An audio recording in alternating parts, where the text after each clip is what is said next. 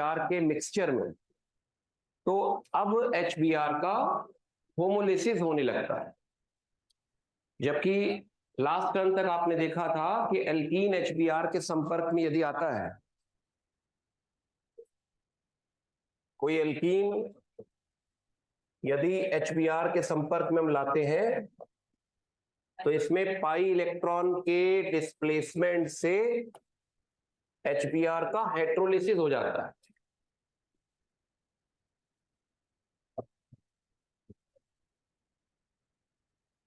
और इसमें बनाते हैं RCH प्लस CH2H और ब्रोमाइड अलग हो जाता है। उसके बाद प्रोडक्ट ये बन जाता है।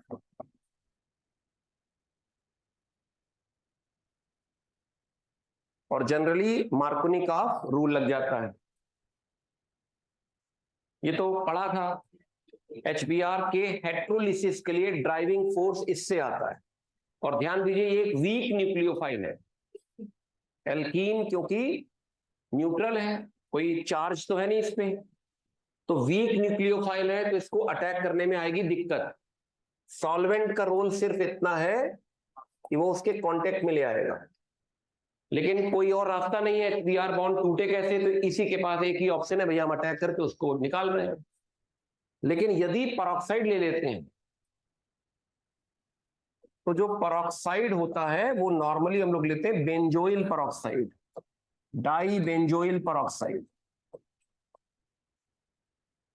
और आप लोगों को ये बात मालूम है शुरू से ही कि जो परऑक्साइड लिंकेज होती है अनस्टेबल होती।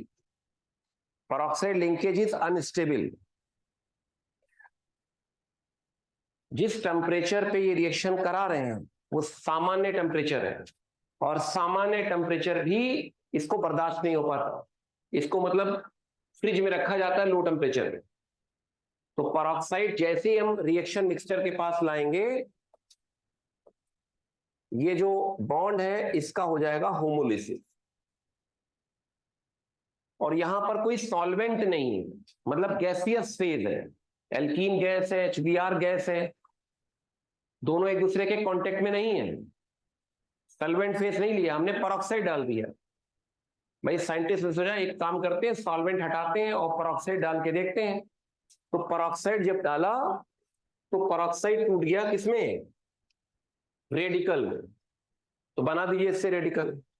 तो PH C double bond O radical, ये दो बन जाएंगे।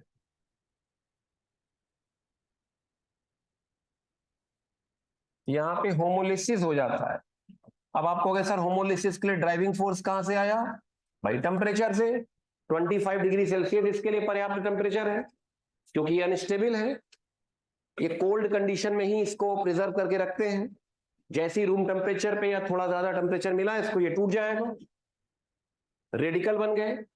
और रेडिकल की एक प्रॉपर्टी बताई थी कि रेडिकल किसी बॉन्ड का क्या कर सकता है, होमोलिसिस कर सकता है। तो ये जो O है वो इस कार्बन से कहता है कि उस O के साथ डबल बॉन्ड, मेरे साथ सिंगल बॉन्ड, और मेरा ऑक्टेट भी कंप्लीट नहीं है। तो इस O के पास अनपेड इलेक्ट्रॉन होने की वजह से ये O इनर्जेटिक है, रिएक्टिव है, अनस्टेबल है। तो ऐसे में क्या करेगा, इस CC बॉन्ड का होमोलिसिस कर देगा। वो क्यों कर देगा, ताकि O इस कार्बन से कहेगा उससे डबल बॉन्ड, तो मेरे से भी डबल बॉन्ड बनाओ। तो C जो है इससे नाता तोड़ेगा।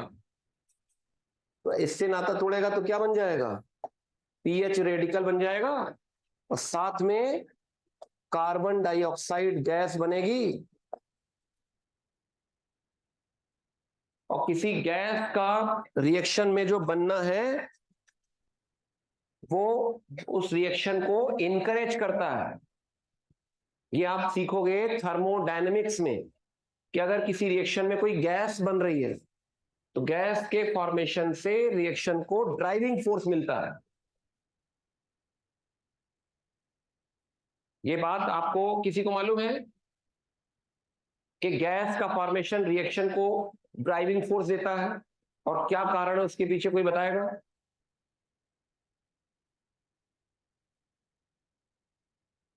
किसी ने थर्मोडायनेमिक्स नहीं पढ़ी बिल्कुल भी?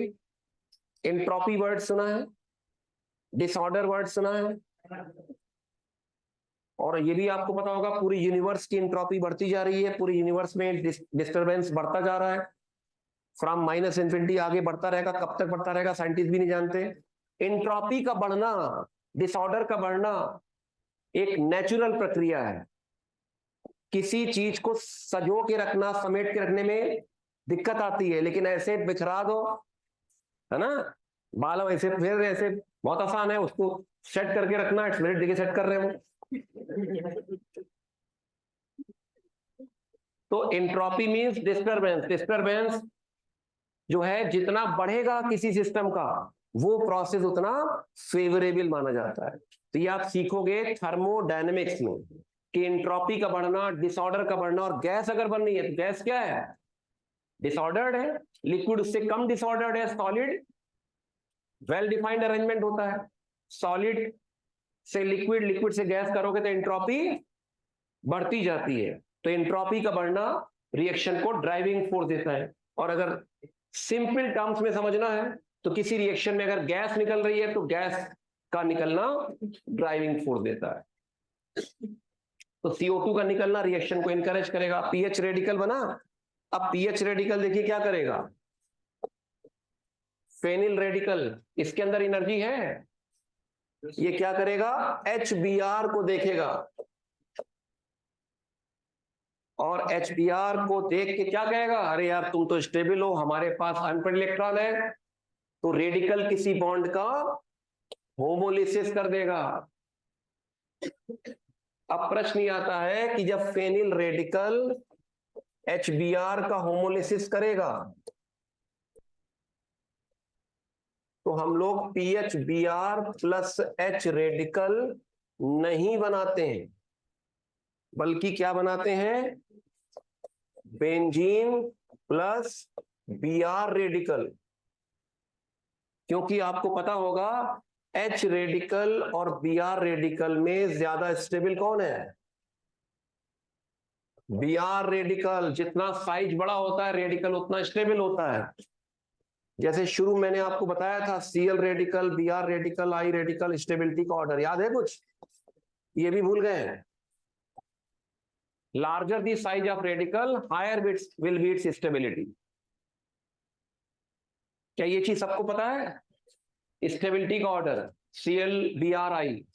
इसको थोड़ा और समझ लो। अगर हम लोग Cl2 बॉन्ड का होमोलिसिस करते हैं तो क्या बनेगा बताइए? Cl रेडिकल बनेगा। अगर हम लोग Br2 का होमोलिसिस करते हैं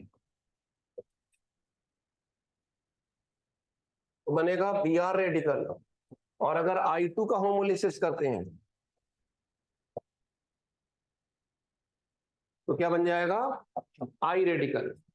तो Cl2 Br2 I2 में बॉन्ड लेंथ का क्या ऑर्डर है? बॉन्ड लेंथ का ऑर्डर पता है सर? वो तो आपने बना ही दिया है। Cl Cl बॉन्ड छोटा होगा, Br Br बॉन्ड मतलब ग्रेटर साइज का होगा, यही बॉन्ड और लॉन्गर होगा। और जितना बॉन्ड शॉर्टर होता है उतनी उसकी बॉन्ड डिसोसिएशन एनर्जी ज्यादा होती है। तो ये बॉन्ड डिसोसिएशन एनर्जी का ऑर्डर होगा बॉन्ड डिसोसिएशन एनर्जी। तो इन तीनों में से अगर पहले प्रोसेस में एनर्जी E1 चाहिए, दूसरे प्रोसेस में एनर्जी E2 चाहिए, तीसरे प्रोसेस में एनर्जी E3 चाहिए, तो बताइए E1 E2 E3 का क्या ये ऑर्डर होगा?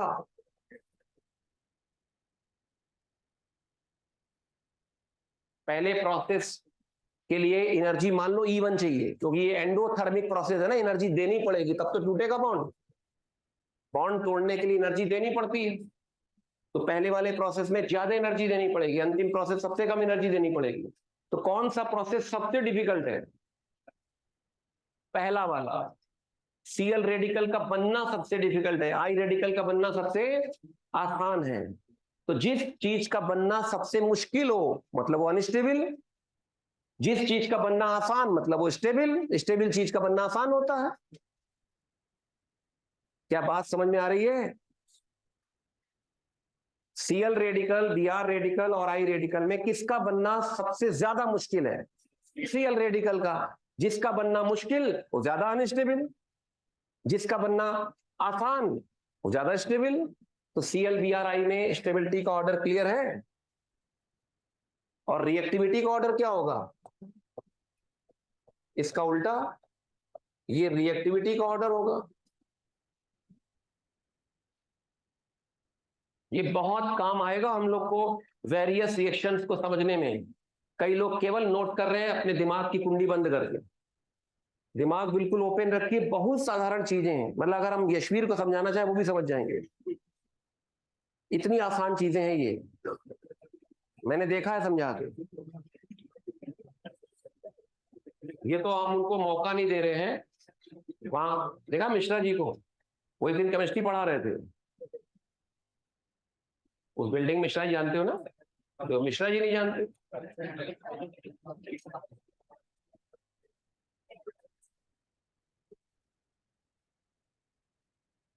पहले जिस बिल्डिंग में कोचिंग चलती थी आज से करीब 25-26 साल पहले, तो वहां के जो ओनर थे वो ये कहते थे केमिस्ट्री तो बहुत आसान है, हम भी पढ़ा लेंगे। बिल्डिंग का ओनर बोलता था ऐसा, मतलब इतना आसान ढंग से हम लोग पढ़ाते थे। आज हम लोग को लगता है, बताओ बच्चे कहते हैं समझ में नहीं आ रहा, बड़ा अजीब लगता है। ये चीज देखिए, क्या ये समझने में दिक्कत है? थोड़ा सोच के देखो, तो मतलब 30 सेकेंड आप माइंड में सोच के देखिए कि सीएल बीआर आई रेडिकल में सबसे ज्यादा स्टेबल कौन है। मतलब समझने की कोशिश करो। अगर भाई जिस बॉन्ड के तोड़ने में जितनी ज्यादा मुश्किलात आएगी उतना वो ज्यादा अनस्टेबल होगा। अनस्टेबल चीज का बनना ही तो मुश्किल होगा। जैसे में बॉल को ऊपर उछालना है तो अनस्टेबल स्टेट में ले जाना है, तो बॉल को ऊपर उछालने में तो दिक्कत आ रही है। एक छोटा 2 महीने का बच्चा ना बॉल ऊपर उछाल लेगा, या कोई भारी बॉल दे देंगे तो हम ही नहीं उछाल पाएंगे, क्योंकि अनस्टेबल स्टेट में ले जाना ही तो मुश्किल होता है। और बॉल एक बार ऊपर चलेगी फिर अपने आप वो नीचे आएगी, आपको कुछ रिक्वेस्ट नहीं, भैया नीचे आ जाओ नीचे आ जाओ, अपने आप वो नीचे आएगी। इतना आसान है उसके लिए। तो स्टेबल स्टेट में जाना आसान, अनस्टेबल स्टेट में जाना मुश्किल।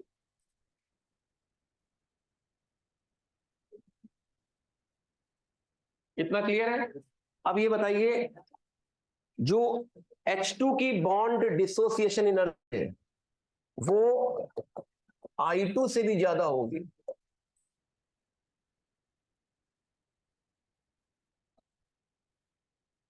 बल्कि I2 क्यों लिखे, हम Cl2 लिख दें तो और अच्छा समझ में आएगा। ये HH बॉन्ड का होमोलिसिस बहुत मुश्किल है। इसका मतलब H रेडिकल और Cl रेडिकल में ज्यादा अनस्टेबल कौन है? यानी Cl रेडिकल ज्यादा स्टेबल है। तो H radical is highly unstable क्योंकि H2 बॉन्ड का टूटना मुश्किल है। तो इससे हम लोग एक निष्कर्ष पे पहुंचते हैं कि जितना छोटे साइज का रेडिकल होगा, smaller the size of radical, smaller the size of radical, lower will be the stability.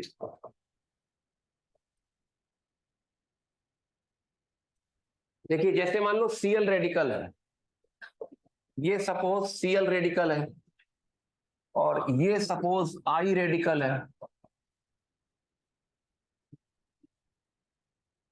तो Cl रेडिकल का साइज छोटा है, इसमें अनपेड इलेक्ट्रॉन के पास कम वॉल्यूम है, इसमें अनपेड इलेक्ट्रॉन के पास ज्यादा वॉल्यूम।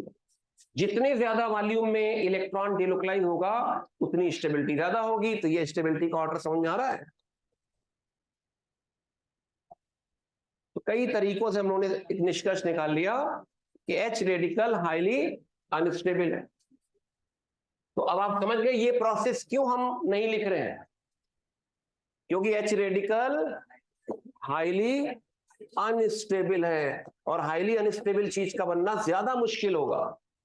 और इसमें CBr बॉन्ड है, और यहां कौन सा बॉन्ड है?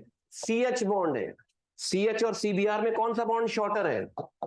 CH bond is shorter as compare to CBr bond.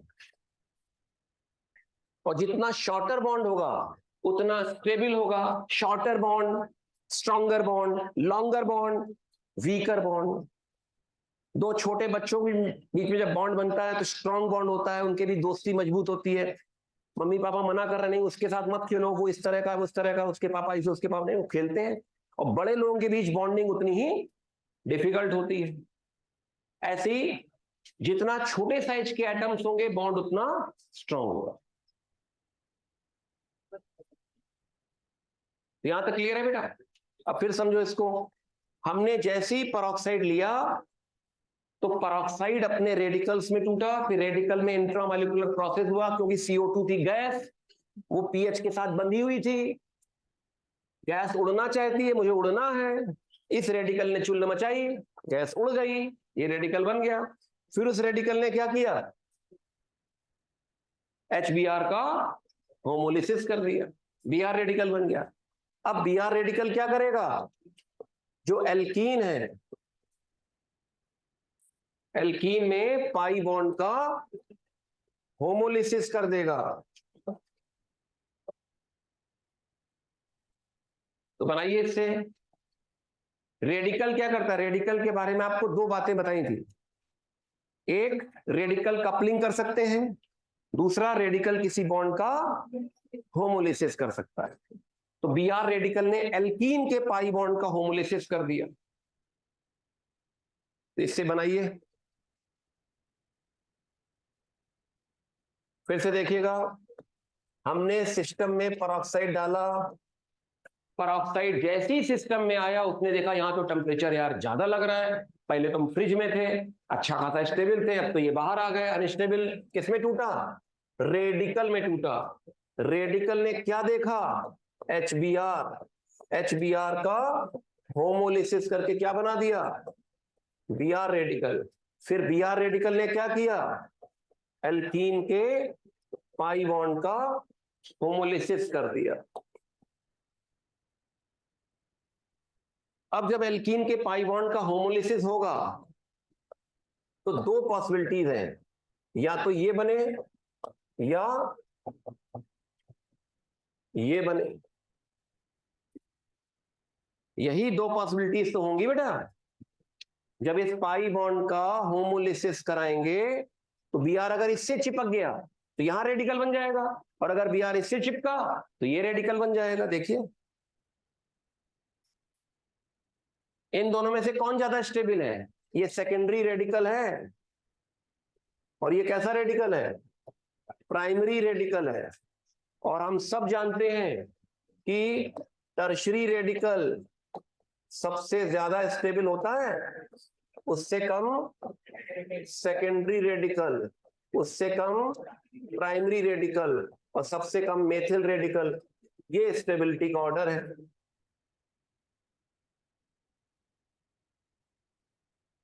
तो इसके पास हाइपर कंजुगेटेड HC बॉन्ड कितने हैं? 2। और इधर भी तो हो सकते हैं R के पास। R का तो पता ही नहीं, R में भी तो हो सकते हैं, और इसमें तो केवल एक ही है। तो इन दोनों में ज्यादा स्टेबल कौन हुआ? ये स्टेबिलिटी का ऑर्डर है। और आपको क्या बताया गया है? जब भी रिएक्शन में कार्बोकैटायन या फ्री रेडिकल बनाओ, इंटरमीडिएट बनाओ, ज्यादा स्टेबल बनाओ। मोर स्टेबल इंटरमीडिएट से ही रिएक्शन आगे प्रोसीड होती है, क्योंकि इंटरमीडिएट का बनना ही मुश्किल होता है। ऐसे में इंटरमीडिएट अगर ज्यादा अनस्टेबल बना तो और मुश्किल हो जाएगी, वैसे ही मुश्किल है ना। कई बार नहीं आप अपने घर में पेरेंट्स को बोलते हैं, मम्मी देखो मैं ऐसे पढ़ाई कर रहा हूँ, आईटी तैयारी कर रहा हूँ, ऊपर से आप डांट रहे हो और टाइम से खाना भी नहीं दे रहे हो, बताओ मेरे लिए और मुश्किल पैदा कर रहे हो, कैसे सिलेक्ट होंगे हम? तो आप एक मुश्किल काम कर रहे हो, उस मुश्किल काम को हमें कम मुश्किल करना है आपके लिए फेवरेबल कंडीशंस क्रिएट करके। लो हाँ बोलो। चाहिए नहीं बेटा, हमें चाहिए कुछ नहीं। हम केवल क्या कर रहे हैं, सुनो बात को, देखो आपने गलत समझ लिया, हमें कुछ नहीं चाहिए, हमें तो सिर्फ बारातियों का स्वागत करना है।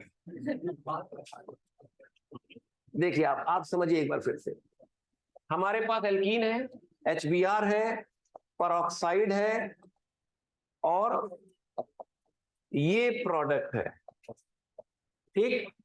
एक तरीका था, हम आपको समझा देते, एंटी मार्कोनी का रूल लगाते कि नेगेटिव पार्ट मार्कोनी का आप क्या कह गए थे, इसको दो, उसकी आंटी का रूल इसको दे, ठीक, इससे काम चल जाता।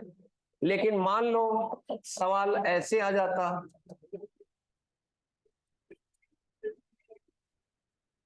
अब मार्कोनी का आपके आंटी अंकल कोई भी आ जाए, क्या आप बता पाओगे कहां बी आर जोड़े? तो ऐसे में फंस जाओगे ना। तो हमें केवल एक्सप्लेन करना है कि ये प्रोडक्ट क्यों बना, कैसे बना, वो एक्सप्लेन करना है। उस एक्सप्लेनेशन के सपोर्ट में हम आपको बातें बता रहे हैं, ठीक। उसके लिए साइंटिस्ट ने डाई बेंजोइल परऑक्साइड लिया। अब वो क्यों लिया, सब बहस का विषय है। तो हम लोग अपनी डिस्कशन में उतनी ही बहस करते हैं जिससे हमारी गाड़ी आगे बढ़ जाए, और हर बात को बहस में शामिल नहीं करते, ठीक। तो बी आर रेडिकल मेन बात क्या है, this is the attacking reagent. याद करिए जब परऑक्साइड नहीं था तब अटैकिंग रिएजेंट कौन था, H+। अब कौन है, बी आर रेडिकल। जब परऑक्साइड नहीं था तो HBr का हाइड्रोलिसिस हुआ, क्योंकि तब सोल्यूशन फेज था। हम सोल्यूशन में एल्कीन HBr को एक दूसरे के पड़ोस में ले आए थे, फिर एल्कीन ने अपनी न्यूक्लियोफिलिक पावर से HBr का हाइड्रोलिसिस कर दिया। यहां गैसियस फेज है, एल्कीन कहां, HBr कहां, दोनों अलग अलग दूर दूर गैसियस फेज, और टेम्परेचर भी हम ज्यादा नहीं रख रहे हैं। ऐसे में परऑक्साइड को बुलाया, परऑक्साइड आओ कुछ करो, कहां एल्कीन कहां HBr, they are not doing anything, ठीक। परऑक्साइड आया, आते ही उसने सिस्टम में आंधी तूफान मचा दिया, वो टूट गया रेडिकल्स में। रेडिकल, अब रेडिकल छटपटा रहा है, रेडिकल छटपटा रहा है, छटपटा छटपटा ढूंढा, HBr को पकड़ लिया उसने, कहां हो तुम, इधर आओ, क्योंकि रिएक्टिव है वो, उसने HBr से Br रेडिकल बना दिया, फिर Br रेडिकल छटपटा रहा है, एल्कीन को इसने ढूंढ लिया, तो क्या बन जाएगा, Br CH2 CH रेडिकल। अब आप बताइए क्या प्रश्न था आपका। अगर रेडिकली काम आ रहा है, जो भी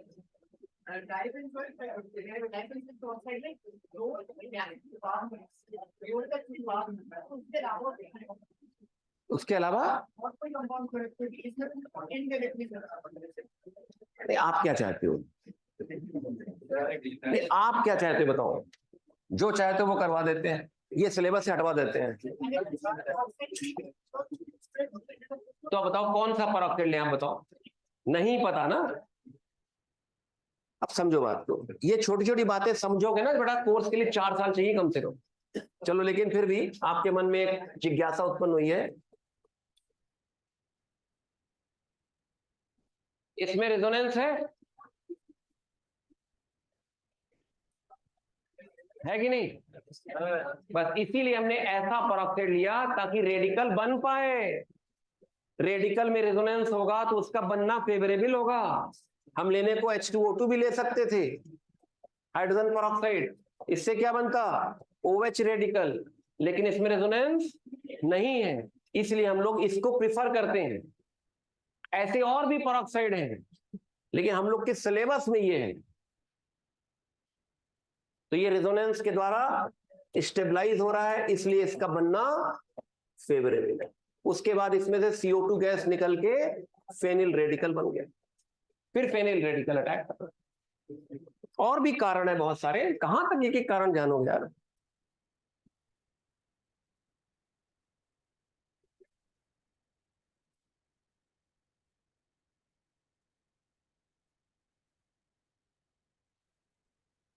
हाँ ये बना बेटा, यहां तक पहुंचे।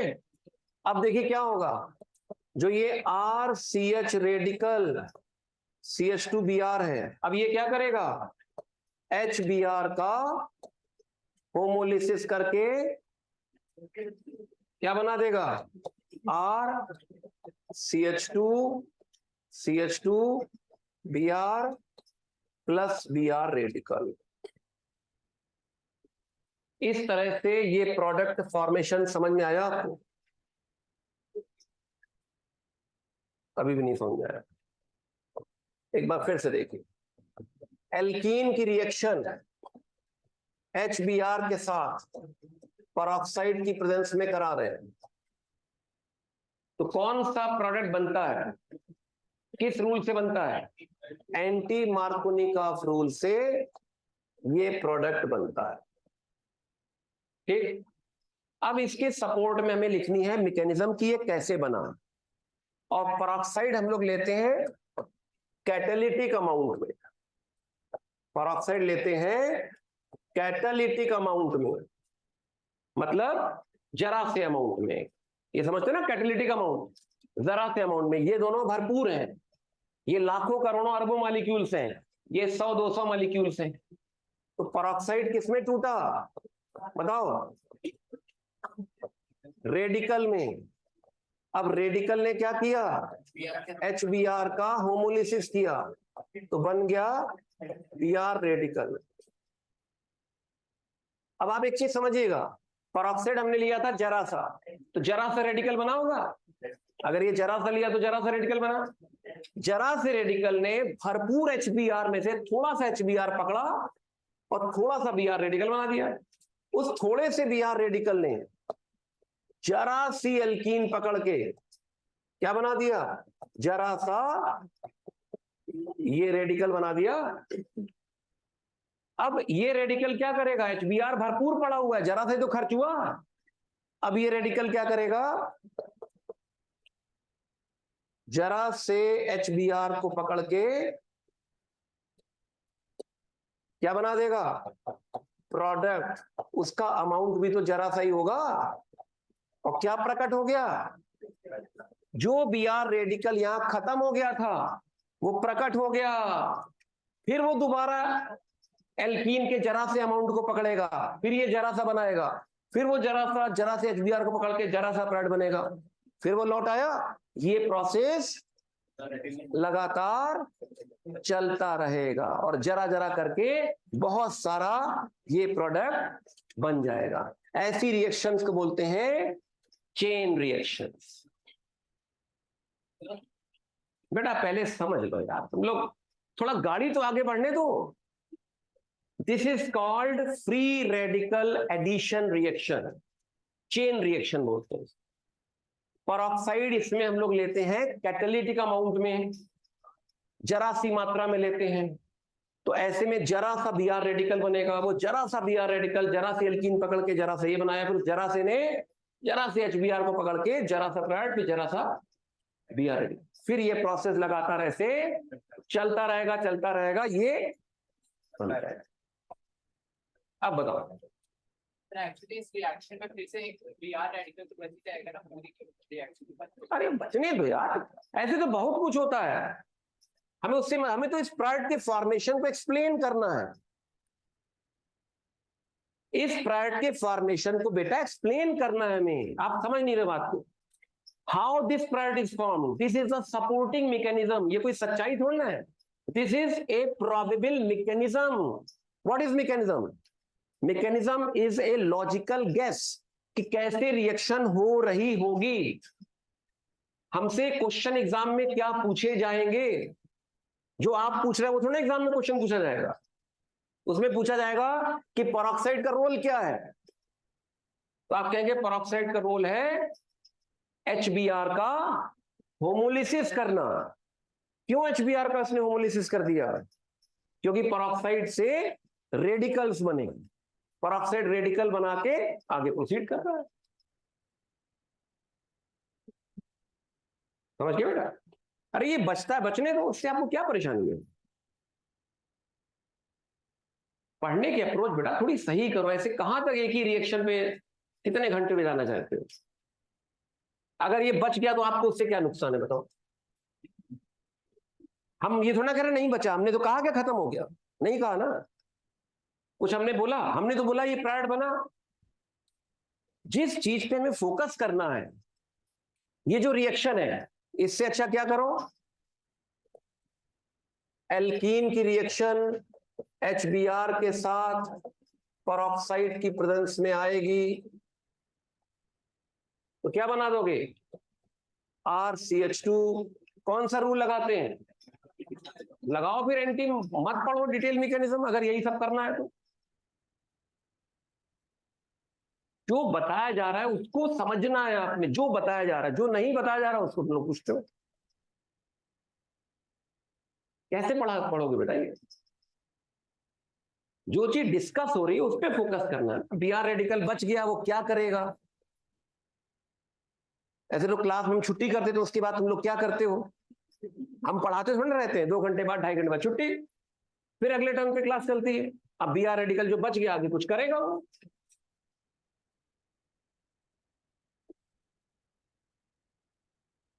अब आगे देखिए, CH3 CH double bond CH-PH, इसकी रिएक्शन कराइए DBr पेरोक्साइड से, और मैकेनिज्म लिख के आपको इसका प्रोडक्ट बताना है। हमें इसका प्रोडक्ट बताना है with the help of mechanism.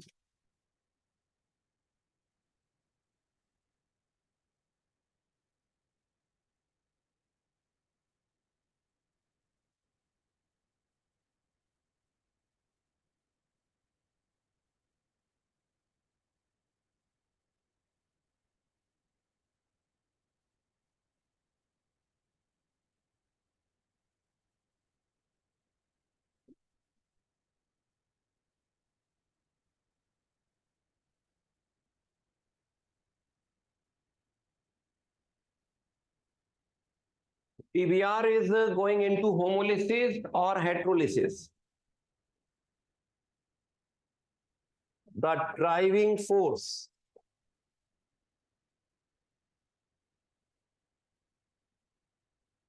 for homolysis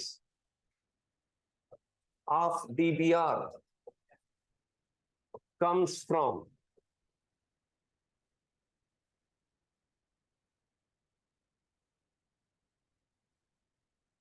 the attacking reagent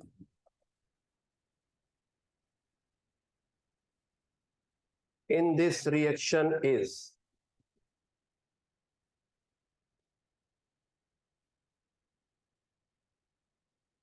the intermediate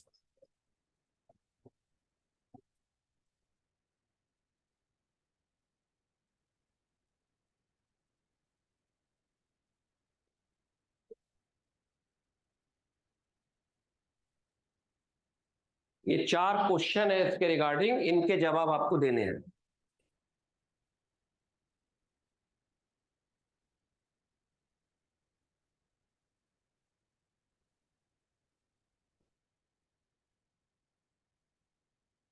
DBr का होमोलिसिस हो रहा है कि हेटेरोलिसिस हो रहा है?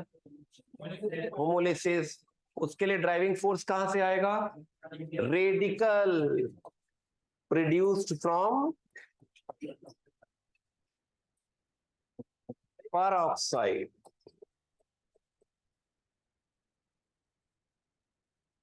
going into homolysis not heterolysis।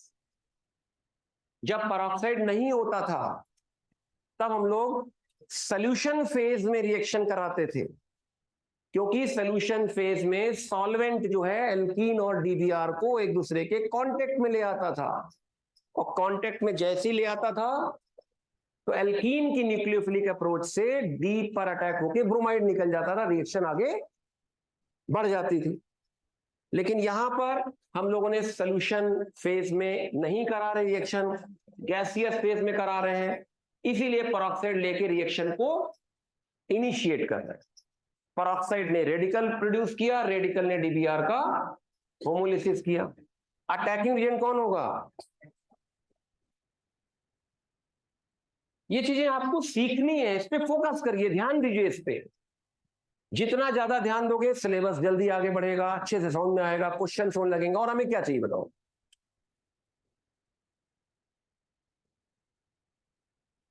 और इंटरमीडिएट बताइए इस रिएक्शन का।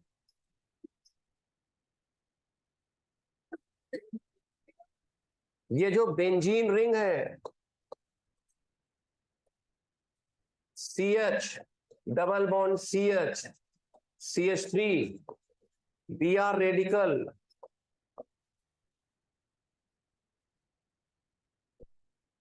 पाई बॉन्ड का क्या कराएंगे? होमोलिसिस। ध्यान दीजिएगा, बेंजीन के पाई बॉन्ड का नहीं कराते हैं क्योंकि वो एरोमेटिक है।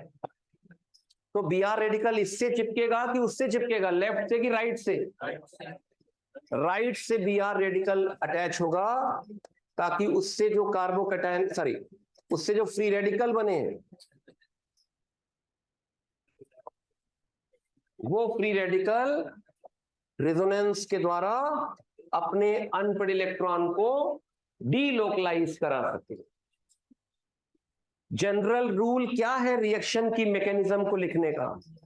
कि हमें वो इंटरमीडिएट बनाना है जो ज्यादा स्टेबल है। तो हम लोगों ने कार्बोकैटायन की स्टेबिलिटी या फ्री रेडिकल की स्टेबिलिटी इसीलिए तो सीखी है। तो ये फ्री रेडिकल आपने बना दिया।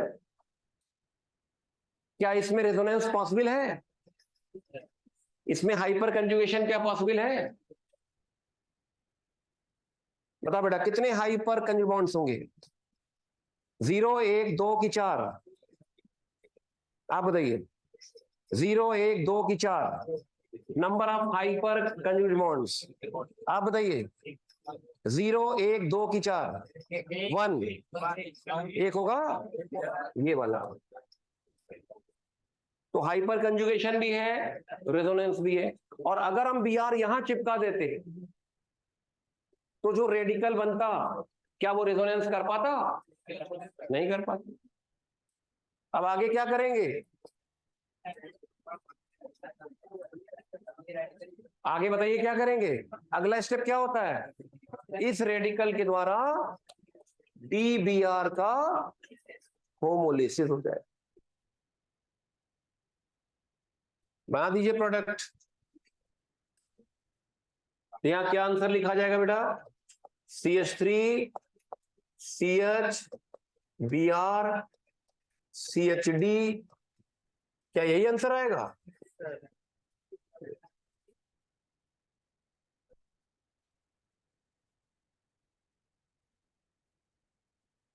एल्कीन में DBr का एडिशन हो गया, इसमें बनेगा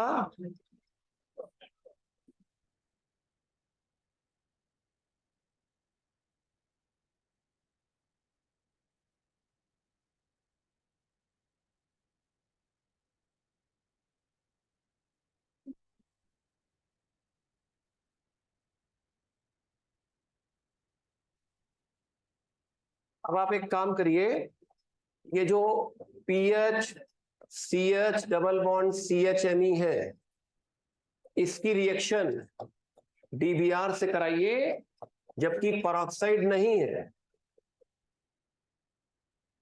और DBr से कराइए जबकि परऑक्साइड है।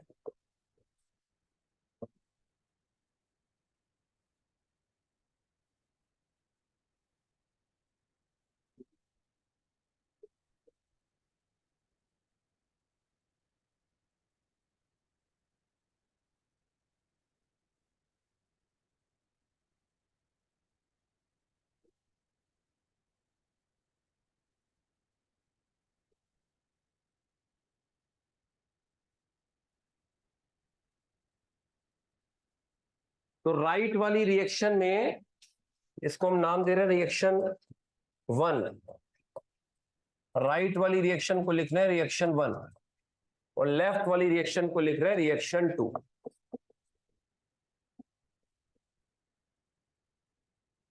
तो रिएक्शन 1 और रिएक्शन 2, रिएक्शन 1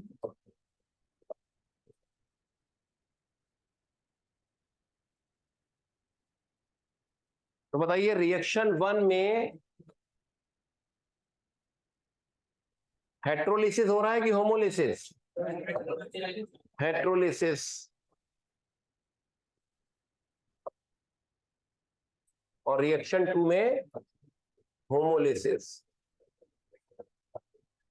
रिएक्शन 1 में अटैकिंग रिएजेंट कौन है?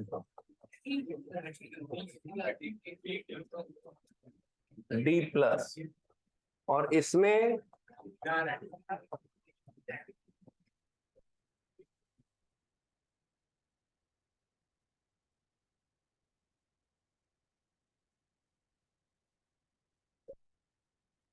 थर्ड में इसमें इंटरमीडिएट कौन है?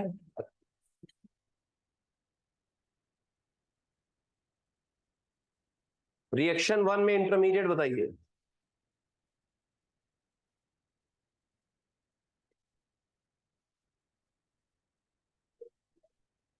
बताइए। Benzene ring CH plus CHD CH3, और इसमें इंटरमीडिएट बताइए रिएक्शन 2 में।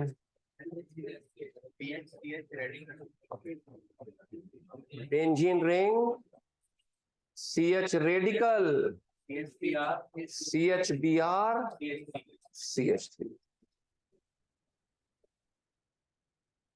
बाकायदा मैकेनिज्म लिखिएगा आप लोग।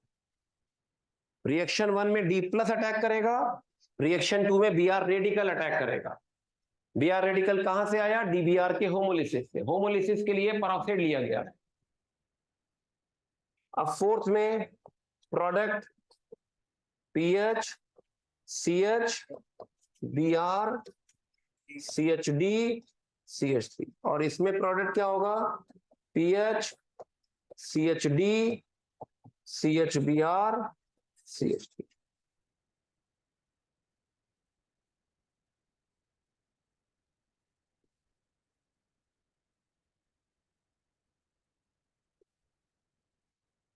मैं बार बार बोलता हूं आपसे, ध्यान रखिएगा, समझना है, ध्यान रखना है कि परऑक्साइड के केस में फ्री रेडिकल मैकेनिज्म चलेगी।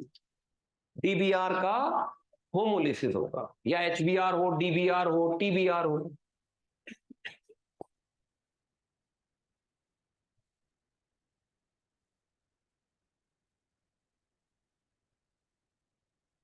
तो यहां क्या लिखे product? DBr in presence of, in absence of peroxide क्या लिखेंगे? PH TH Br CHD। क्या इसमें मार्कोनी का रूल लग रहा है? नहीं लग रहा, क्योंकि मार्कोनी का रूल तो तब लगेगा जब दोनों कार्बन के पास अलग अलग H हो, या दोनों डबली बॉन्डेड कार्बन के पास सेम नंबर ऑफ H। तो मार्कोनी का रूल हम लगा ही नहीं सकते। ऐसे में मैकेनिज्म ही वर्क करेगी।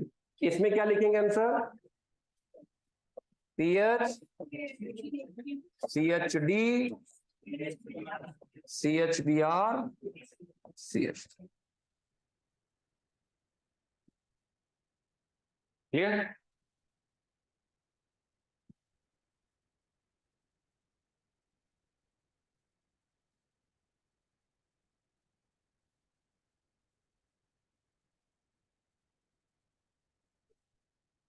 आगे बढ़ाएं गाड़ी।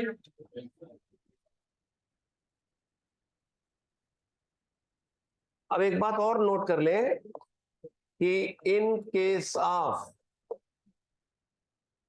Carbocation mechanism,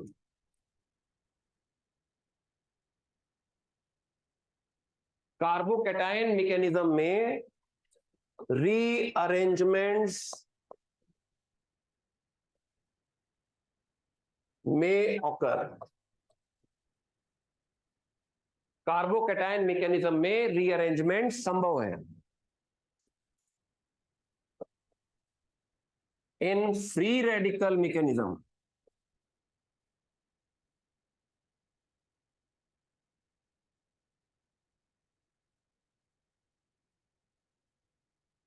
rearrangement does not occur.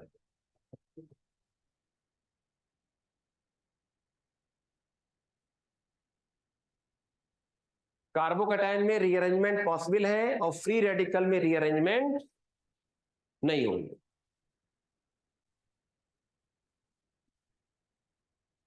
एक चीज और लिख लें, peroxide effect is not applicable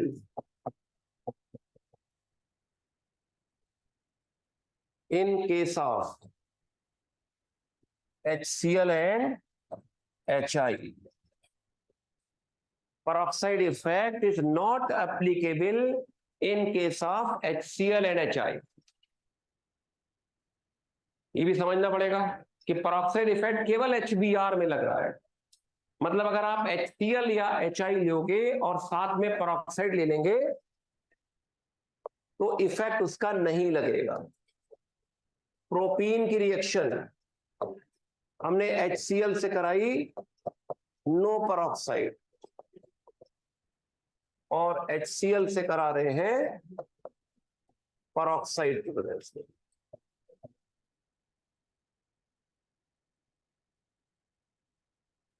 दोनों में प्रोडक्ट लिखिए।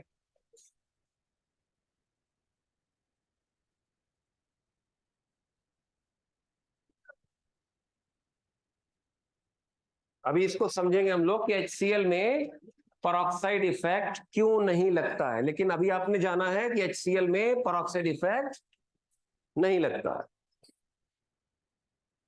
तो क्या दोनों में प्रोडक्ट सेम आएगा? सेम आ जाएगा। नो peroxide में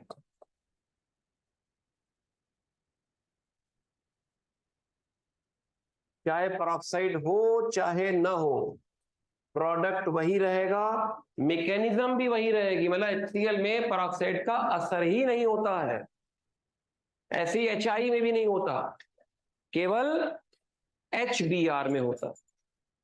तो इसमें मैकेनिज्म कौन सी होगी? आयनिक होगी कि फ्री रेडिकल होगी? Mechanism is ionic, that is polar. तो इंटरमीडिएट कौन सा बनेगा? कार्बोकैटायन। बहुत सही, इंटरमीडिएट इज कार्बोकैटायन।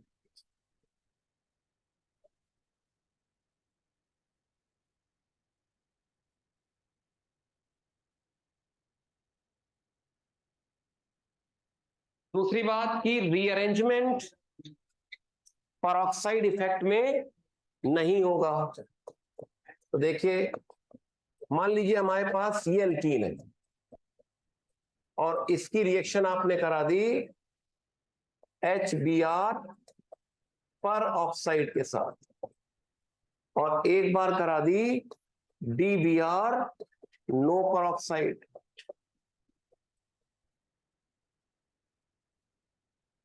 अब इन दोनों में आपको आंसर लिखना है।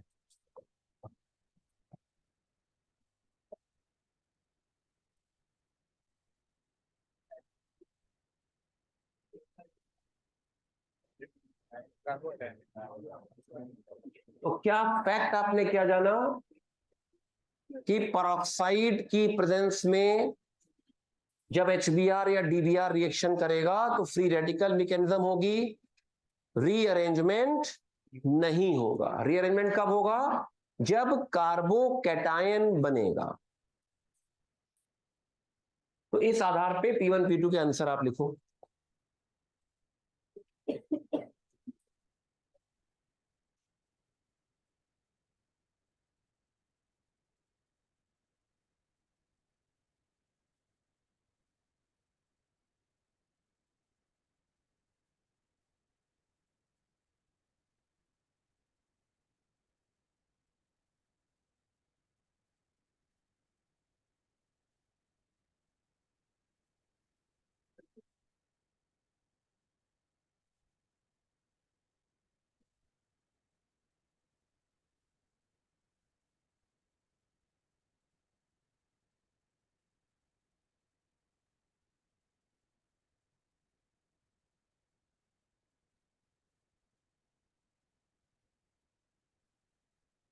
ये प्रोडक्ट होगा P1।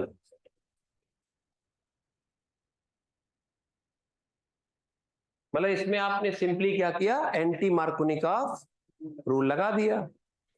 और अगर मैकेनिज्म सोचनी है तो Br रेडिकल का अटैक कराएंगे, पाई बॉन्ड का होमोलिसिस कराएंगे, यहां डॉट आएगा, यहां बी आर लग जाएगा, जहां डॉट आएगा वहीं पर क्या लगा दोगे, एच। बी आर रेडिकल से अटैक कराया, पाई बॉन्ड का होमोलिसिस, यहां डॉट, यहां लगा दिया बी आर, जहां डॉट आया वहीं पर एच लगा दिया। और जब डीबीआर के साथ कराएंगे पेरोक्साइड की अब्सेंस में, तो कौन अटैक करेगा,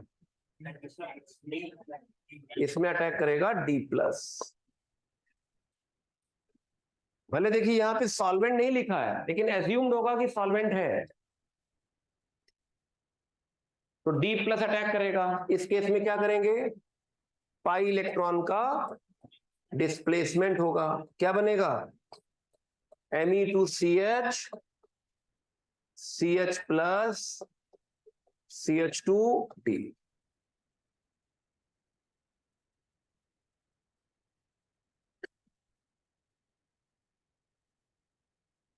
अब कार्बोकैटायन बना तो इसमें क्या कराएंगे, रीअरेंजमेंट करा दीजिए। तो जिस कार्बन पे प्लस है बगल वाले कार्बन से हाइड्राइड शिफ्ट करा देंगे, तो Me2C प्लस CH2 CH2D। क्या फर्दर रीअरेंजमेंट हो सकता है, अब इसमें ब्रोमाइड का अटैक करा देंगे।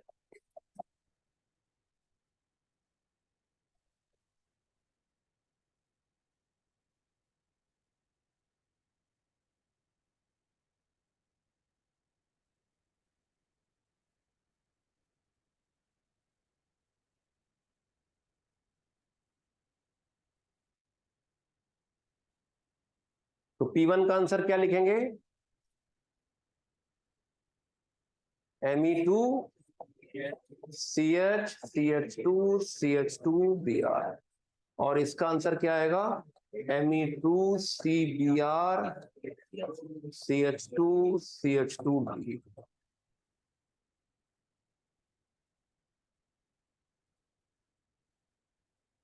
अगला क्वेश्चन देखिए,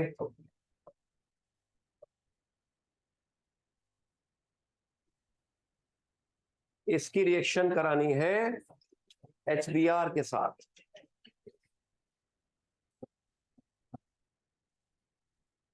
और इसकी रिएक्शन करानी है HI के साथ।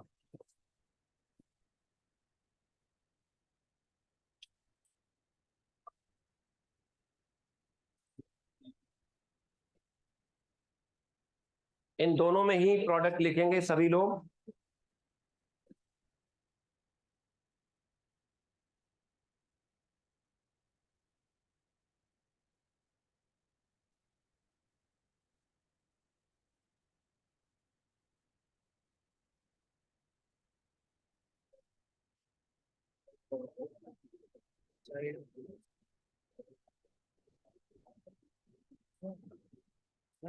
में नहीं कर रहे जिसमें हो सकता है ना, रेडिकल इस पे क्या चीज, जैसे रेडिकल इस पे नहीं जा रहा था इससे पहले, तो इसमें जा सकता है, ये नहीं है बेंजीन में। और इस केस में रीअरेंजमेंट होना है। इस केस में अटैकिंग कौन है, H प्लस है, और इसमें अटैकिंग Br रेडिकल है। यहां पे आंसर आएगा CH2 CH2 Br। और इस केस में क्या करेंगे,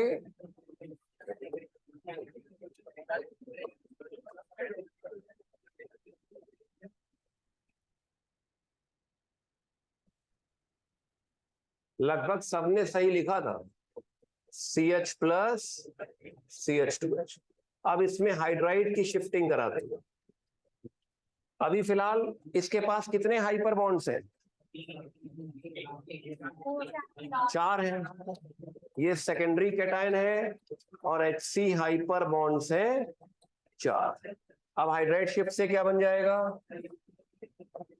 प्लस CH2, ये कैसा हो गया, टर्शरी, और HC हाइपर बॉन्ड्स कितने हैं? 6 है। फिर I माइनस के अटैक से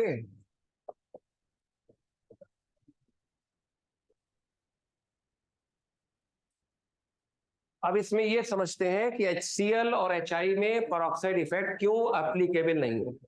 तो थोड़ा सा पहले आप देखें जो मैंने बताया था, Cl Br I, तीनों में मोस्ट रिएक्टिव कौन है?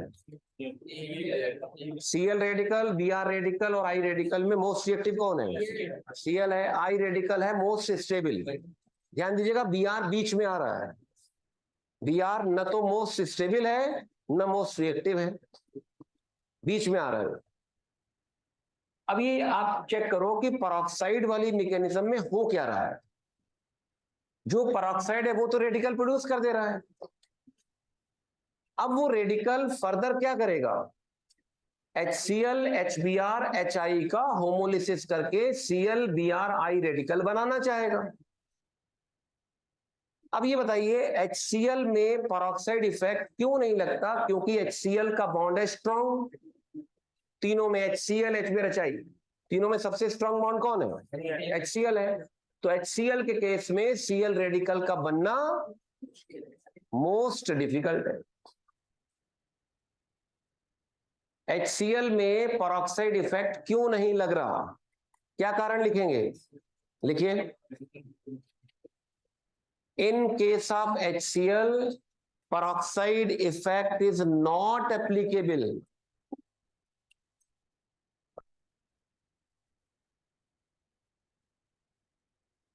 In case of HCl, peroxide effect is not applicable because the bond dissociation energy of HCl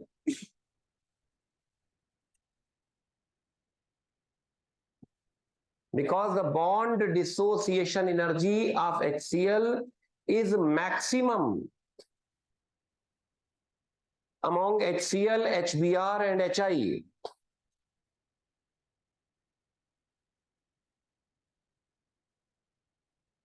Because the bond dissociation energy of HCl is maximum among HCl, HBr and HI, and therefore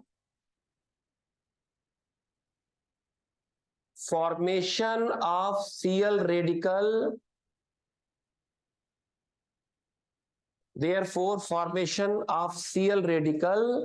is energetically not favorable. Therefore, formation of Cl radical is energetically not favorable.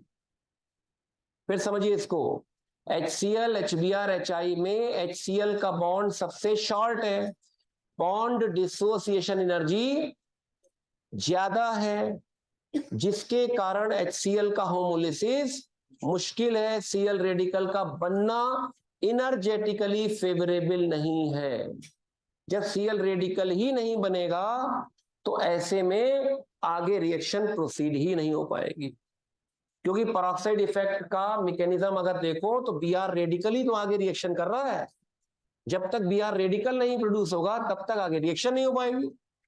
Br radical बताइए आगे क्या कर रहा है? Alkene का pi bond तोड़ रहा है, तभी तो रिएक्शन हो रही है आगे। और एल्कीन का पाई बॉन्ड तोड़ने के बाद जो रेडिकल बना वो रेडिकल क्या कर रहा है? HBr का होमोलिसिस करके प्रोडक्ट बना दे रहा है। तो HCl का होमोलिसिस मुश्किल है, Cl रेडिकल का बनना मुश्किल है। जब Cl रेडिकल का बनना ही मुश्किल है तो एल्कीन के पाई बॉन्ड को होमोलिटिकली तोड़ेगा कौन? अब बात आती है HI के केस में। अब सब कहेंगे भी HI का तो होमोलिसिस आसान है, I रेडिकल का बनना आसान है। तो केवल फ्री रेडिकल के बनने से रिएक्शन नहीं हो जाएगी, आगे उस फ्री रेडिकल को एल्कीन का पाई बॉन्ड तोड़ना भी तो है, और तोड़ने के लिए पर्याप्त एनर्जी हो।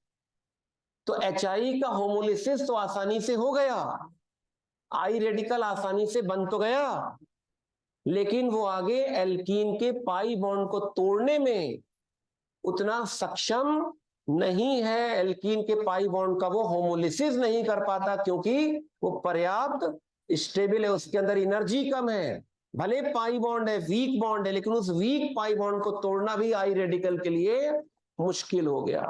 अब बात आती है HBr की। HBr है बीच में। जैसे आप दो स्टूडेंट समझो, एक स्टूडेंट बहुत ब्रिलियंट है लेकिन वो एग्जाम देने नहीं जा रहा, कह रहा है मेरे स्टैंडर्ड का पेपर ही नहीं है, और एक स्टूडेंट बहुत नालायक है जिसको एग्जाम देने की पड़ी है, तो दोनों का ही पास होना मुश्किल हो गया। भाई ब्रिलियंट स्टूडेंट ने तैयारी तो कर ली लेकिन वो एग्जाम देने नहीं जा रहा, आसानी से पढ़ ले रहा है लेकिन एग्जाम देने की बात जवाई तो नहीं जा रहा, और नालायक स्टूडेंट जो है पढ़ ही नहीं पा रहा, एग्जाम देने के लिए बहुत लालायित है। तो एक ऐसा स्टूडेंट ढूंढे जो आसानी से पढ़ भी पाए, ठीक ठाक रेट पर पढ़ पाए, और जब एग्जाम आए तो वो जाए, नखरे ना दिखाए।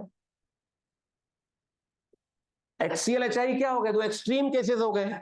एक HCl है जिसमें से Cl रेडिकल का बनना मुश्किल, अगर बन जाए तो एल्कीन के पाई बॉन्ड को ऐसे तोड़ेगा कि एल्कीन को भी लगेगा हाँ कोई आया था। अगर Cl रेडिकल एल्कीन के पास जाएगा तो एल्कीन कितना खुश रहेगा, तुम आए इतने रिएक्टिव, मेरा पाई बॉन्ड तो आराम से टूट जाएगा। लेकिन Cl रेडिकल बन ही नहीं पा रहा, और उधर I रेडिकल बन तो ऐसे गया जैसे बहुत कुछ करेगा, और जब एल्कीन के पास कहा जाओ पाई बॉन्ड तोड़ना, नहीं हम पाई बॉन्ड नहीं तोड़ पाएंगे, इतना कमजोर बॉन्ड नहीं तोड़ पाओगे, हाँ हम बहुत स्टेबल है। तो HBr पड़ गया बीच में पड़ गया तो उसका होमोलिसिस भी ठीक ठाक रेट पर हो गया, और आगे उसने पाई बॉन्ड भी ठीक ठाक रेट तोड़ दिया, रिएक्शन एनर्जेटिकली फेवरेबल हो गई। ये सबसे आसान तरीका है समझने का कि why the peroxide effect is not applicable in case of HCl and HI। तो पहले लिख लो, फिर हम और इसका जो टेक्निकल वे है वो समझाते हैं। ये सबसे आसान वे है जिससे सबको समझ में आ जाता है। देखिए हमेशा ध्यान रखिएगा, केमिस्ट्री सब्जेक्ट में हम लोग को सबसे पहले देखना होता है कि ये हो रहा है, फिर उसके सपोर्ट में हमें एक्सप्लेनेशन ढूंढनी पड़ती है। This is the way to study the subject of chemistry. आपको कुछ नहीं सोचना, आपको क्या देखना है, जो हो रहा है उसके सपोर्ट में सोचना है, बस वो समझ में आ जाए। क्योंकि हम लोग साइंटिस्ट तो है नहीं कि और घुसे उसमें अंदर, तो इसीलिए जो रीजन बताया जाए वो आपकी समझ में बस आना चाहिए। तो आगे लिखिए, HCl में लिख लिया आपने कि HCl से Cl रेडिकल का बनना ही आसान नहीं, डिफिकल्ट है। अब आगे लिखिए, the homolysis of HI is easy. The homolysis of HI is easy.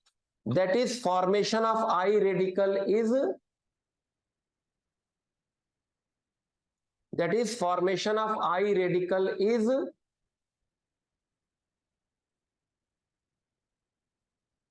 energetically highly favorable.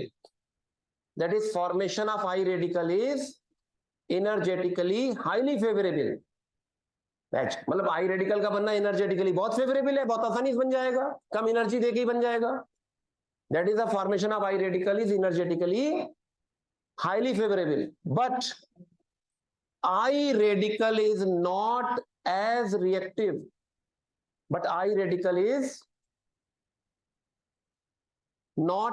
Reactive,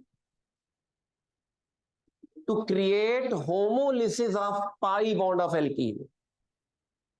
But I radical is not as reactive, या not too reactive to create homolysis of pi bond. Pi bond जो alkene का है उसका homolysis करने में आई radical capable नहीं है, and therefore peroxide effect is not applicable in case of HI.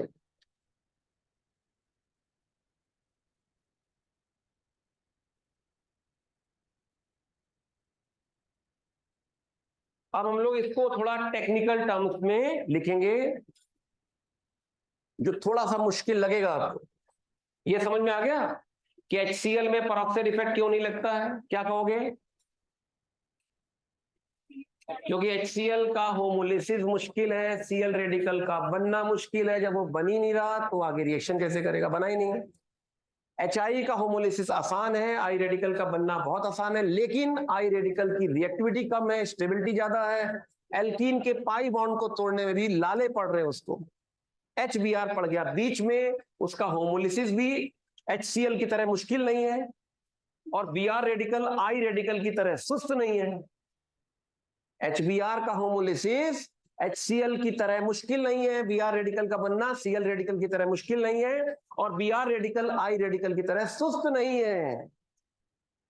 Br radical pi bond को भी तोड़ लेगा, आसानी से बन भी गया, तोड़ भी लेगा, दोनों काम ठीक ठाक रेट पर हो जाएंगे, रिएक्शन हो गई।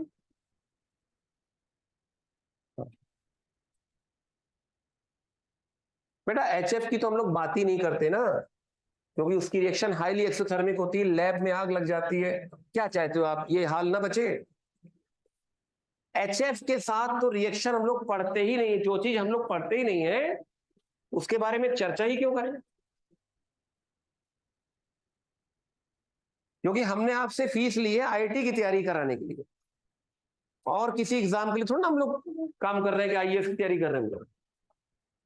हाँ लिखिए आगे, इसमें लिखिए the peroxide effect involves free radical as the attacking reagent and free radical as the intermediate. This reaction is known as free radical chain reaction.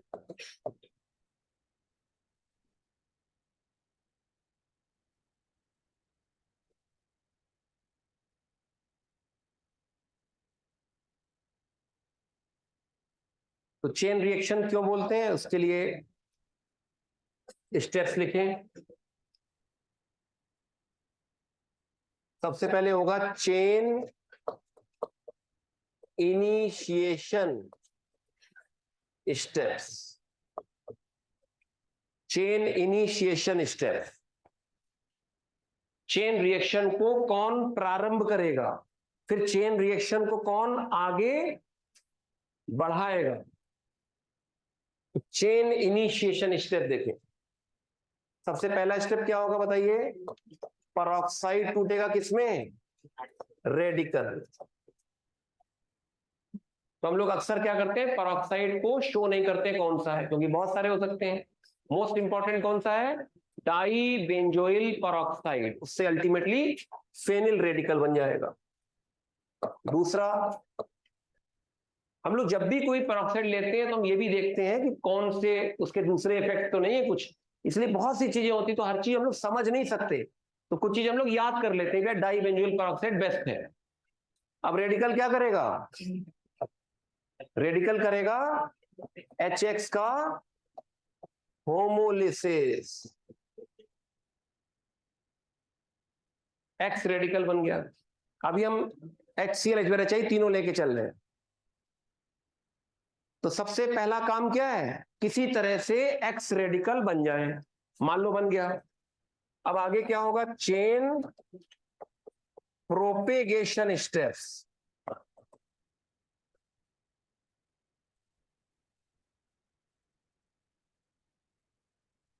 Chain propagation steps, बताइए चेन प्रोपेगेशन में सबसे पहले क्या होगा,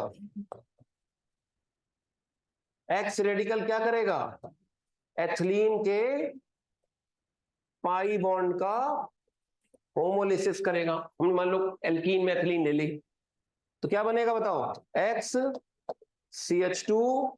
CH2 रेडिकल,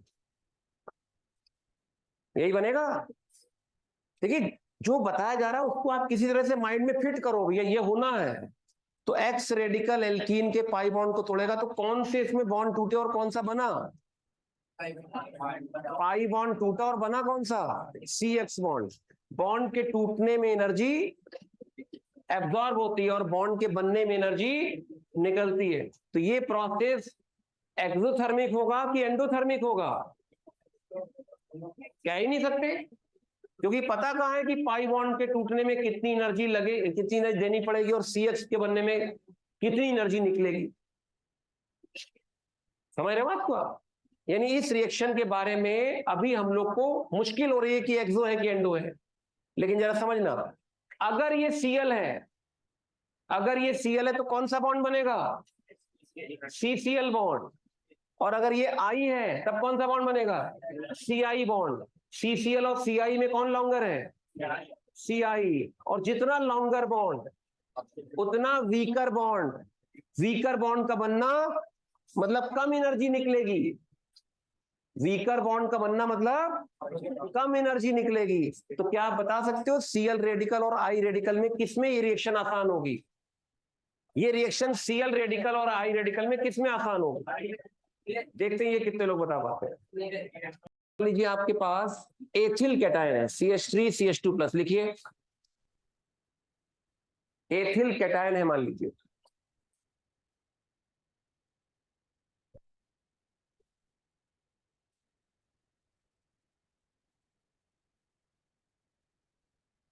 आपको मैंने carbocation के बारे में कुछ बताया था कि कार्बोकैटायन क्या क्या कर सकता है, याद है?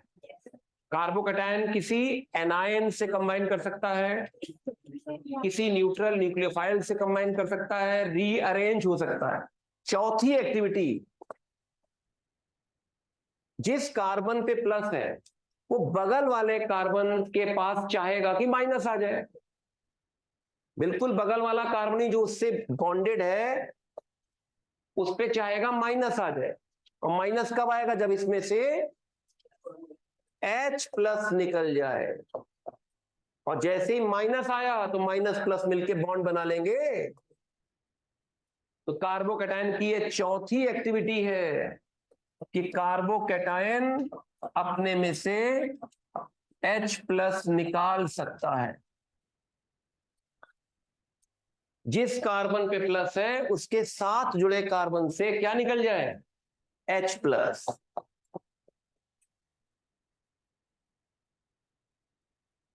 तो कार्बोकैटायन की 4 एक्टिविटीज आपके सामने आ गई। क्या ये एक्टिविटी आपको क्लियर हो रही है? Carbocation is a super strong acid. Super strong acid मतलब इतना स्ट्रॉन्ग एसिड है कि अगर इसके संपर्क में कोई बहुत वीक बेस भी आ जाए तो ये अपना H प्लस उसको दे देगा। क्या पता है आपको एसिड की डेफिनेशन क्या होती है? What is acid? जो H प्लस दे सके। And what is base? जो H प्लस ले सके।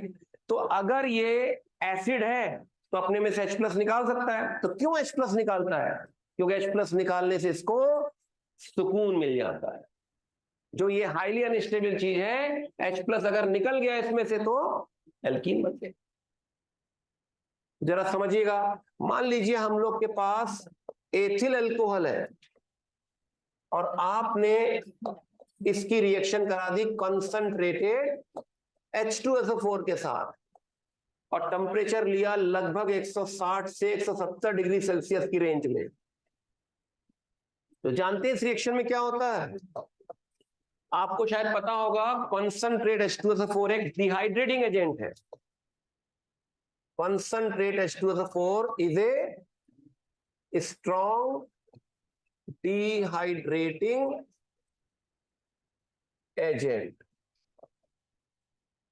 शायद आपने कभी अगर सुना हो कि शुगर के साथ, ये केन शुगर है, केन शुगर जिसको सुक्रोज भी बोलते हैं,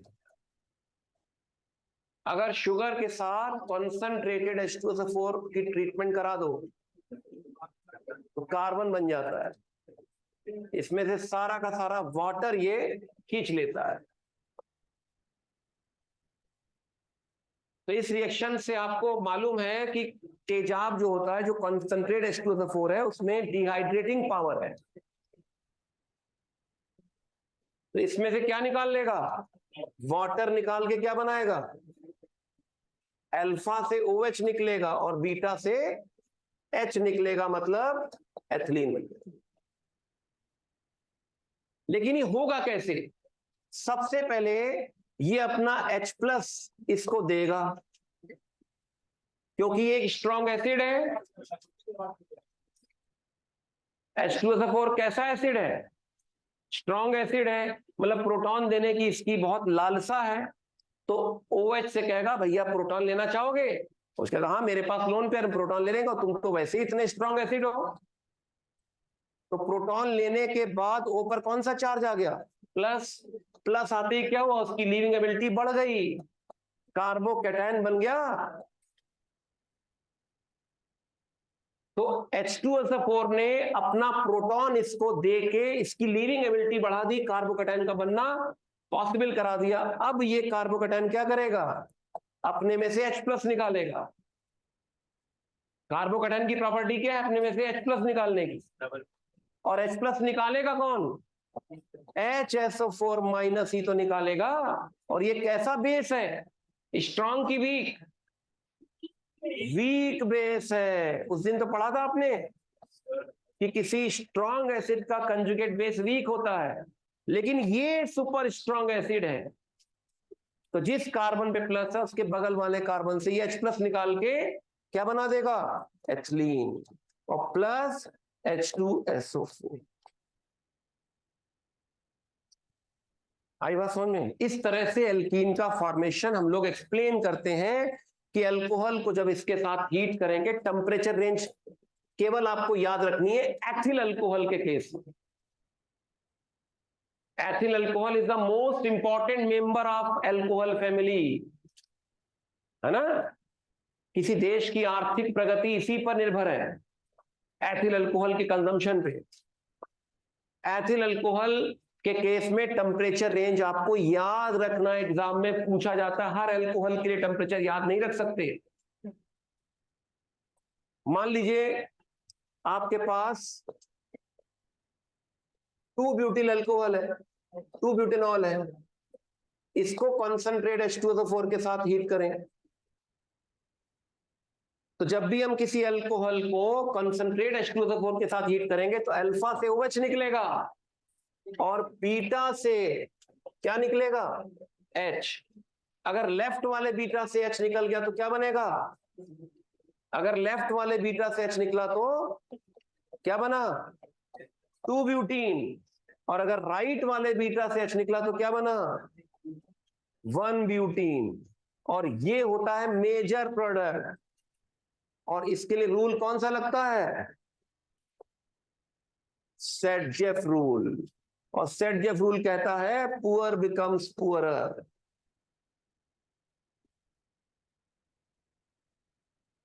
जैसे मार्कोनिकॉफ रूल पढ़ा था, उसी तरह से हम लोग सेट-जेफ रूल पढ़ रहे हैं। सेट-जेफ और मार्कोनिकॉफ दोनों ही रशिया के साइंटिस्ट थे, और रशिया का नाम सुनते ही आप लोगों के अंदर करंट आ जाती है।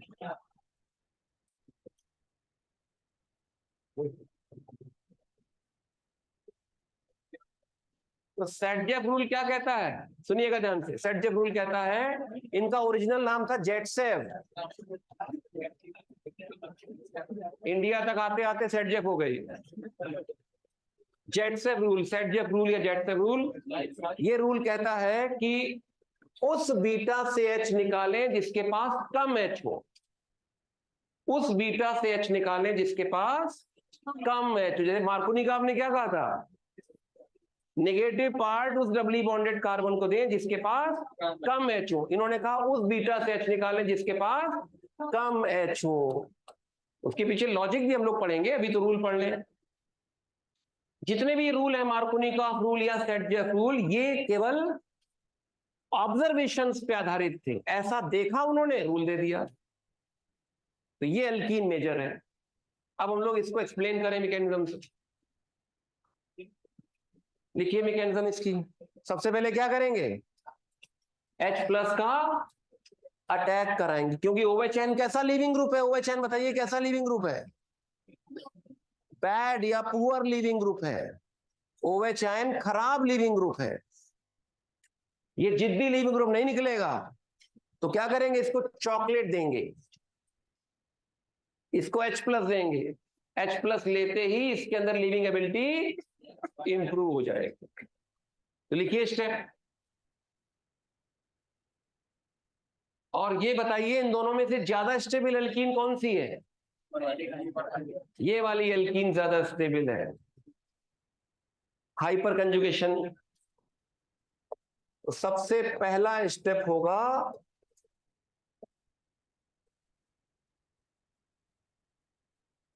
H प्लस का अटैक। तो क्या बनेगा? CH3 CH2 CH3 OH2 plus. फिर दूसरा स्टेप क्या होगा? CH3 CH2 CH3 OH2 plus. इसमें से वाटर निकल जाएगा।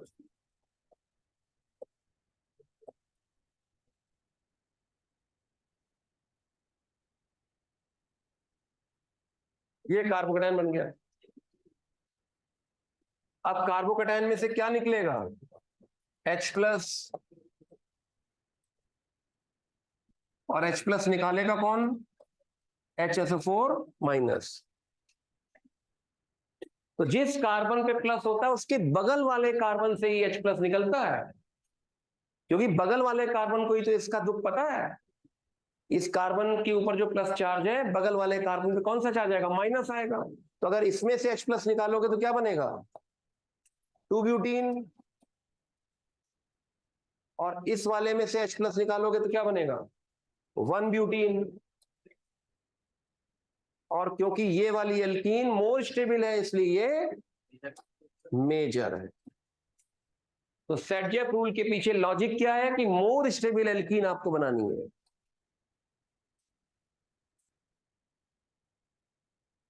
कुछ आइडिया बना अल्कोहल के डिहाइड्रेशन का।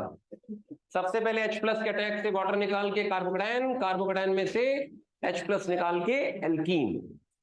और कार्बोकेटायन जब जब बनता है तब तब यदि उसमें रीअरेंजमेंट पॉसिबल है तो रीअरेंजमेंट कराएंगे। तो एक एग्जाम्पल आपको दे रहे हैं।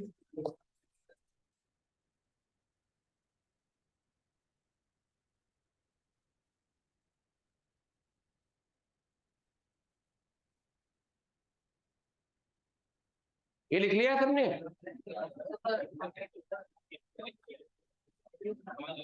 देखिए कार्बोकैटायन वाली मैकेनिज्म पिछले 2-3 टर्म से मैं समझ रहा हूं चल रही है, तो अब तक तो काफी हद तक क्लियर हो गया होगा कि आइडिया समझाओ कैसे बनाते हैं। तो इसमें बताइए अल्फा के पास तो OH है, क्या बीटा के पास H है? तो जिन लोगों ने केवल ये रूल पढ़ा होगा कि अल्फा से OH निकालो, बीटा से H निकालो, वो क्या कह देंगे? अरे इसमें से तो एल्कीन बनेगी ही नहीं। लेकिन जिसने मैकेनिज्म पढ़ी होगी वो कहेगा 2 मिनट रुको, अभी हम पानी निकलवाते थे। H प्लस का अटैक होगा, वाटर निकल के कार्बोकैटायन बना, फिर कार्बोकैटायन में क्या होगा? रीअरेंजमेंट होगा। तो कराइए और फाइनली देखिए कौन सी एल्कीन बन रही है।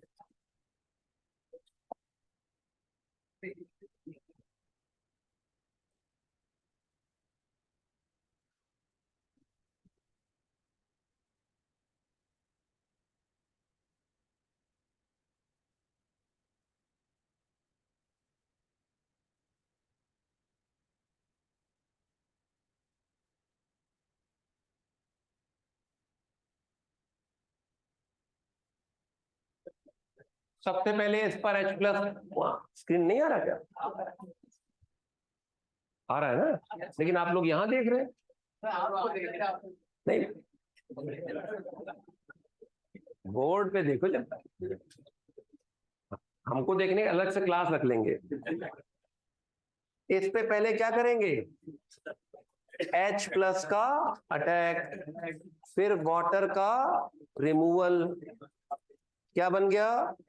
Me3C CH2 plus.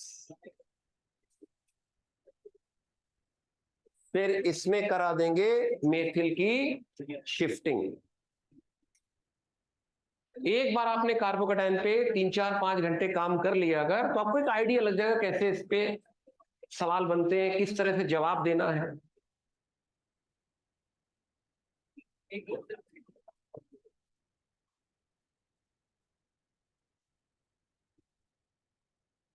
इसमें करा दिया रीअरेंजमेंट।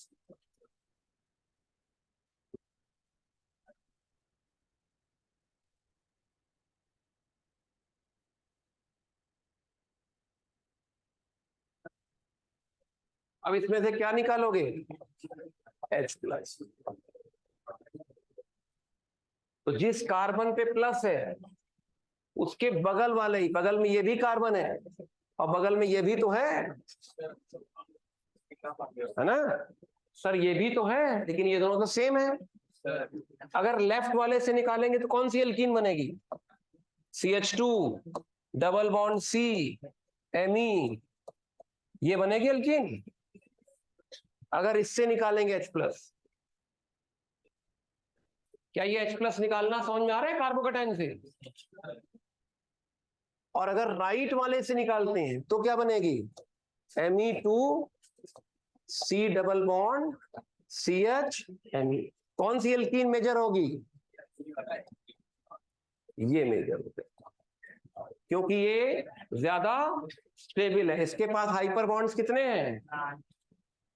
हाइपर बॉन्ड्स कितने हैं इसके पास? 9 है। इसके पास कितने हैं? इसके पास हाइपर बॉन्ड्स कितने हैं? 3 और 2 5 है। एक बार चेक कर लीजिए। अब आपको समझ में आ गया होगा कि मैकेनिज्म का महत्व क्या है। अगर मैकेनिज्म ना पता हो तो एक साधारण बच्चा क्या कहेगा कि इसमें से एल्कीन बन ही नहीं पाएगी, अल्फा के पास तो OH है, बीटा के पास तो H ही नहीं है।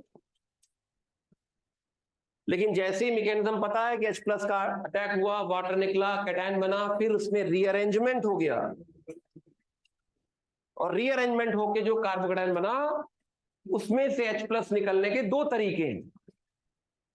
अगर लेफ्ट वाले से निकालेंगे तो ये एल्कीन बनेगी, राइट वाले से निकालेंगे तो ये मेजर हो जाएगी। अच्छा एक बात बताइए, मान लीजिए कोई रिएक्शन की मैकेनिज्म में 5 स्टेप हैं। जैसे मैं आपसे पूछ रहा हूं किसी रिएक्शन की मैकेनिज्म में 5 स्टेप हैं, तो बताइए इंटरमीडिएट्स कितने होंगे? अगर किसी रिएक्शन की मैकेनिज्म में 5 स्टेप हैं, जैसे स्टेप 1 लिखा मैंने, ये जो रिएक्टेंट है वो कन्वर्ट हुआ इंटरमीडिएट I1 में, फिर स्टेप 2 I1 कन्वर्ट हुआ I2 में, फिर स्टेप 3 I2 कन्वर्ट हुआ I3 में, फिर स्टेप 4 I3 कन्वर्ट हुआ I4 में, फिर स्टेप 5 I4 कन्वर्ट हुआ प्रोडक्ट।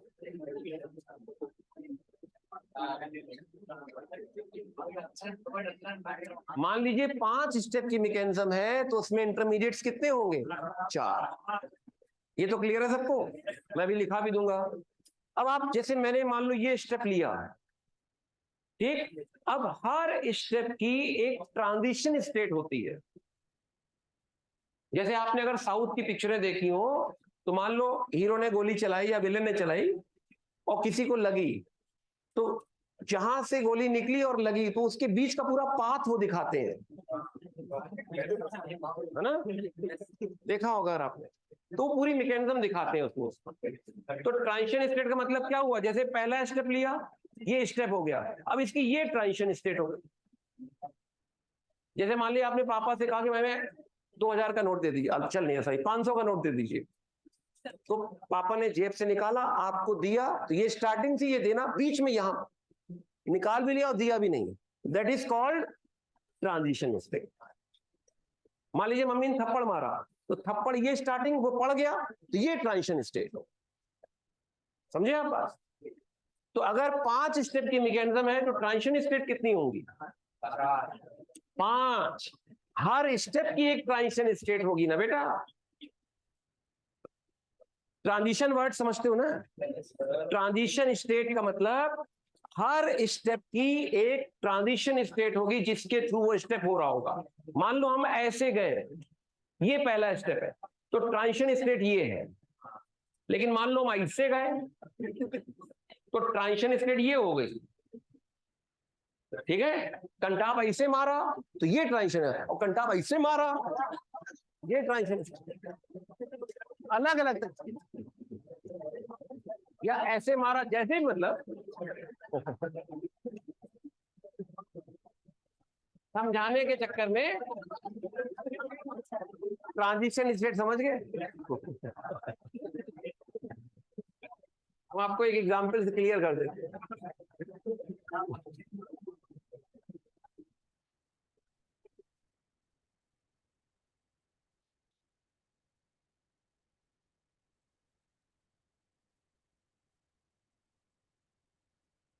आप इसमें प्रोडक्ट लिखेंगे, मतलब इंटरमीडिएट जो भी है, CH3 काउंट बाय CHOH, ये लिखेंगे आप, बताइए, ये लिखेंगे ना H+ जब इस पे अटैक करेगा। अब ये स्टार्टिंग है, ये एंडिंग है, इसका जो एवरेज होगा, क्या वो लिख पाएंगे आप? देखिए मैं एवरेज लिख रहा हूं, CH3 का होल ट्वाइस CHOH, इसका एवरेज देखिए ये होगा, ये है ट्रांजिशन स्टेट। क्या समझ में आई आपको? ट्रांजिशन स्टेट का मतलब समझ में आया? ऐसा नहीं होता कि H+ अचानक इससे जुड़ गया, ऐसा नहीं होता है। हम यहां से वहां जाएंगे तो अचानक थोड़ा ना पहुंच जाएंगे, वाया सम स्टेप पहुंचेंगे, हर स्टेप की ट्रांजिशन होगी। तो ऐसे यहां क्या हो रहा है, ये इलेक्ट्रॉन इसको देता जा रहा है, ये इलेक्ट्रॉन लेता जा रहा है, इस पर प्लस चार्ज डेवलप होता जा रहा है, इसका प्लस चार्ज खत्म होता जा रहा है, ये बॉन्ड बनता जा रहा है, देखिए दिख रहा है, ये बॉन्ड देखिए बन रहा है, बन रहा है, बन रहा है, इस पे प्लस आ रहा है, इस पे प्लस जा रहा है, अल्टीमेटली। तो दिस इज ए स्टेप, ये उसका स्टार्टिंग था, ये एंडिंग था, बीच की स्टेट क्या कहलाएगी? Transition state. यानी जितने स्टेप की मैकेनिज्म होगी उतनी ही ट्रांजिशन स्टेट्स होंगी। समझ में आ गई बात? धीरे धीरे हम लोग अलग अलग मैकेनिज्म्स की ट्रांजिशन स्टेट लिखना भी सीखेंगे। फिलहाल मैंने एक आपको ट्रांजिशन स्टेट लिखना सिखाया, बहुत आसान है ट्रांजिशन स्टेट लिखना, स्टार्टिंग और एंडिंग का एवरेज। अब आपके पास जो असाइनमेंट है उसमें पहला क्वेश्चन छोड़ के आगे के क्वेश्चन आप अटेम्प्ट करोगे तो आसानी से होते चले जाएंगे। रूल में लिख दे रहा हूं, if A reaction mechanism involves n number of steps, then the number of intermediates is equal to n-1 and number of transition states is equal to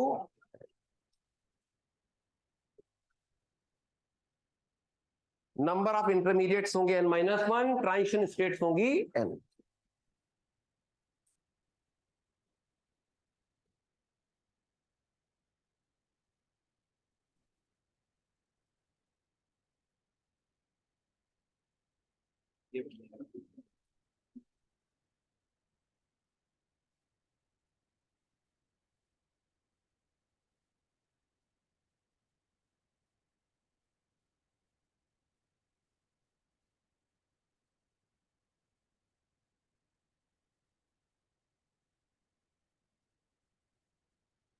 इसमें पहला वाला क्वेश्चन थोड़ा मुश्किल है, उसको छोड़ दीजिएगा, आगे के क्वेश्चंस बहुत आसानी से करते चले जाइए।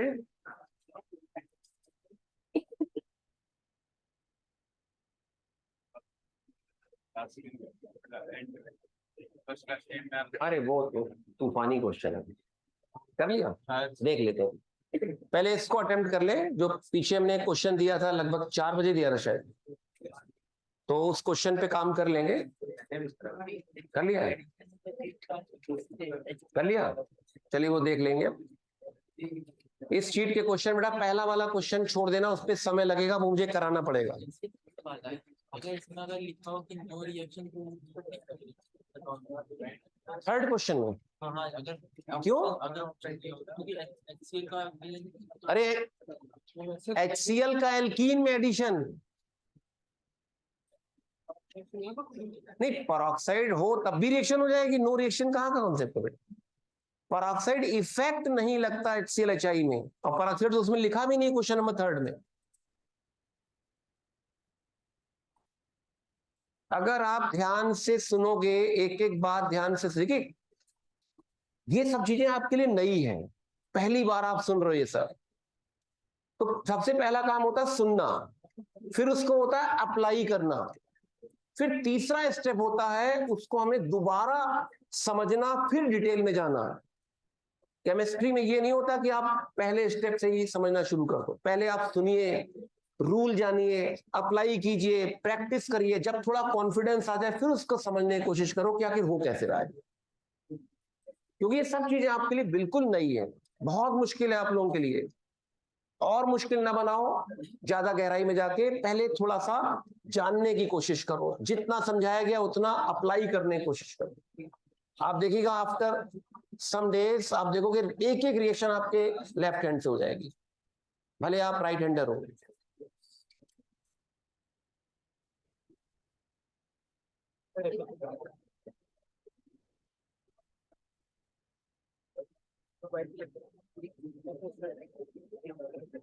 शीट के क्वेश्चन बेटा पहला वाला छोड़ के सेकंड से स्टार्ट कर दीजिए तेजी से, जो क्वेश्चन आसान लगे पहले उस पर अटैक करिए, पहले उसको अटेम्प्ट करिए। 15 मिनट का केवल हम समय दे रहे हैं, उसके बाद हम कुछ डिस्कशन करेंगे क्वेश्चंस की।